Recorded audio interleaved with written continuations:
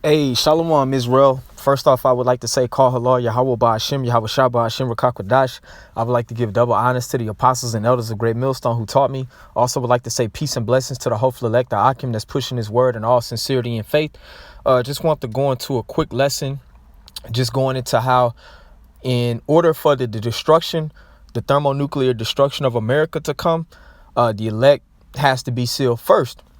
And the scriptures prophesies that America chiefly, which is Great Babylon, is going to be destroyed by thermonuclear destruction. Now, I know when John the Revelator and other prophets seen certain things, they didn't see America, and it's not going to say an ICBM missile. It's not going to say missile in the Bible because people like to get simple. But I'm going to just bring out some prophecies talking about the destruction of America and that's how it's going to come. So hopefully this will edify and make sense to the body. I'm here in Revelation 7:1. It says, and after these things, I saw four angels standing on four corners of the earth, holding the four winds of the earth, that the wind should not blow on the earth, nor on the sea, nor on any tree. So like I was saying, people get simple that don't have any understanding of the scriptures and the prophecies, and they'll say, well, it doesn't talk about any missiles. It doesn't talk about America being destroyed by thermonuclear destruction, but you got to be a prophet that was set up by the spirit of Yahweh Ba'Shem Yahweh Shah to be able to decipher these things and to understand and speak on these things. When it's talking about the wind, that's what it's talking about, that thermonuclear destruction, which not only the missiles themselves are going to cause the destruction of Great Babylon, but Yahweh Shah, when he returns with the chariots and the angels, those chariots are also going to be blasting fire on this place. But I'm going to continue on. Verse 2, it says, and I saw another angel ascending from the east, having the living seal, or having the seal of the living power.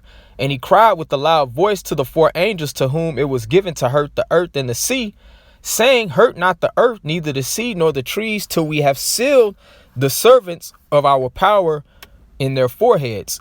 And I know it talks about in Ezekiel 9:4, go through the midst of the city and set a mark on the foreheads of them that sign cry for all of the abominations that be done in the midst of the land.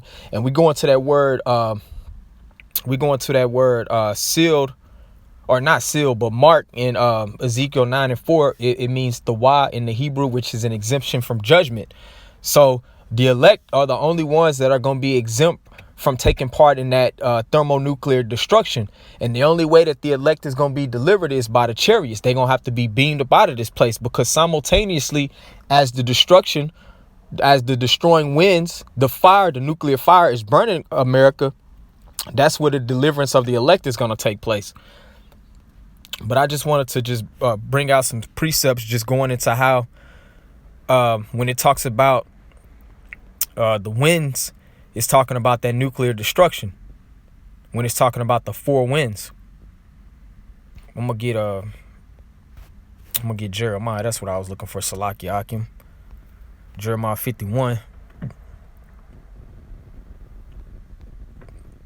Yep, that's it. This is Jeremiah 51:1. It says, thus saith the Lord, behold, I will raise up against Babylon. Because people, like I said, like to get simple and be like, well, America's not in the Bible. But the prophecies is speaking of a land that will be destroyed in the latter times. And we know that America, according to prophecy, is ancient, or not ancient, but the daughter of Babylon, Great Babylon, that chief city. It says, thus saith the Lord, behold, I will raise up against Babylon. So the Lord, he's about to raise up against Babylon, and against them that dwell in the midst of them that rise up against me, a destroying wind. So here it is, going back to that wind that I just quoted. It was talking about in Revelations the 7th chapter. So what's that destroying wind? That's talking about that thermonuclear fire from those ICBM missiles, man. It says, and will send unto Babylon fanners that shall fan her and shall empty her land. For in the day of trouble, they shall be against her round about. So those angels, those are going to be the fanners that are going to be basically extinguishing, or not extinguishing, but perpetuating that nuclear fire, man. That's why the scriptures also describe Babylon as being a lake of fire. And these false Christians in the churches like to talk about that's talking about hell, a place where you burn forever. But no, it's talking about Great Babylon, America, being on fire. And that destroying wind are the missiles, and then those fanners are going to be the angels that are going to be just basically perpetuating that fire. I'll read on a little bit more. Verse 3, Jeremiah 51:3, it says, against him that bendeth, let the archer bend his bow, and against him that lifted up himself in his brigadine, and spare ye not her young men, destroy ye utterly all her host. So I know the scriptures, it does describe the missiles as arrows being shot from one part of the earth to the other part of the earth. Now, an actual bow and arrow, you can't shoot an actual bow and arrow from one end of the earth to another. And an archer is someone who bends the bow, meaning the person who is initiating that bow being shot from the arrow. And that's talking about the thermonuclear missiles, if you got eyes to spiritually see what's going on in the last times. And that's what's going to be sent to destroy America. That's what's going to create those destroying winds. I'll get this real quick. Because wickedness had exceedingly polluted the planet. And I know that fire is a cleansing agent. So America's going to have to be burned. And also because America, like the scriptures prophesied, is going to be a desert wilderness. This land is going to be uninhabitable after the thermonuclear destruction. But nonetheless, this is how Great Babylon, aka America, is going to be destroyed, man, by that destroying wind, by that fire from those thermonuclear missiles. And you can see everything, all of the pieces being put together. The table is being set as far as these other nations that's going to come up against America to shoot those missiles, man. I'll read this real quick and I'll end out because I got to get back to the plantation. I'm on a little break or whatever. But this is 2 Peter chapter 3, verse 10. And the thermonuclear destruction is also known as the second death, because the Most High Yahweh, he made a vow that he would not destroy the earth by water anymore. But this time it's going to be by fuel of fire. It says, but the day of the Lord will come as a thief in the night, in the which the heavens shall pass away with a great noise, and the elements shall melt with fervent heat.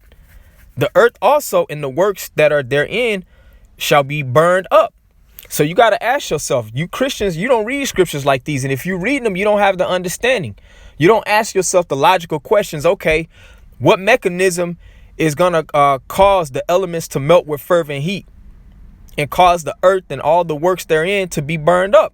It's talking about that thermonuclear fire from those ICBM missiles, man, that are going to be shot over here by nations like Russia, Iran, China, so on and so forth, man. But we know ultimately that the elect of the nation of Israel has to be sealed with this word before that destruction comes, you know. And then, of course, there's other prophecies. The key prophecy that we're looking to come to pass is for the RFID microchip, which is the mark of the beast. Once that's made mandatory, all of the other prophecies is going to come to pass one behind each other like a domino effect. So with all being said, man, when it talks about the destroying wind or the four winds in Revelations, the 7th chapter, is talking about that thermonuclear destruction. So I just want to just shed some light on this particular aspect of the collapse of this whore, Great Babylon. So with all being said, hopefully this made sense and edified. I want to give all praises to Yahweh Ba'ashem, Yahweh Shah Ba'ashem, Rakak Quadash. Double honors to the apostles and elders of Great Millstone. Shalom, peace and blessings to the elect.